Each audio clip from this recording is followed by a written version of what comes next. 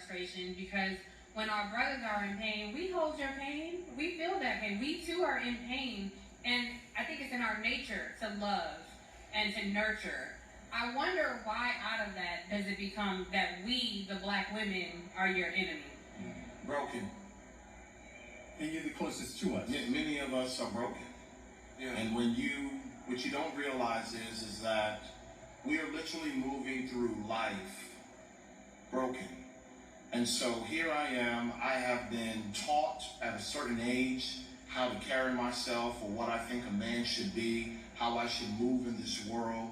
And then when there are individuals that see me not operate in that space, they criticize me, they tear me up. It is literally death by 1,000 cuts. Mm-hmm. So by the time I get to a space of where it's time for me now to take a partner, I'm not even who I'm supposed to be. Broken. And then you have the individuals who say to you, you don't need to get any help. You don't need any support there. A real man doesn't, you just suck it up. You know how many times I've heard that in my life? Yeah. Just suck it up. And here I am now, and so you wonder why, as I move through this space, that I am not able to have the true conversation with my partner. I'm not able to really know how to navigate on my job. I don't know how to navigate in other relationships. And so the only time that I find an opportunity for me to really express myself is in this informal time with my brothers, where I'm just kicking it, and you're saying stuff like, man, she tripping, right? But really what I'm saying is like, man, I don't know how to communicate to her. I don't know how to move in such a way to let her know that I care. I don't know how to say I'm vulnerable. Oh my gosh, that word very rarely comes out of our mouth. And so because being vulnerable as a man is absolutely not a part of the lexicon of being a man. Broken.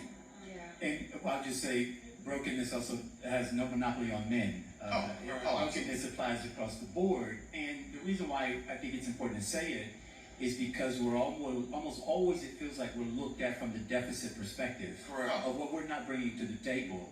Rather than what is here present that you've never seen exemplified anybody else but me, if we're being honest with each other.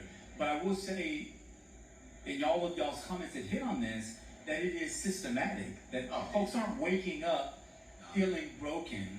There are advertisers who put commercials on television between the most popular shows on that we're watching and others are watching, and never choose to take mental health as their mantle or their opportunity to say, you know what, this is in vogue.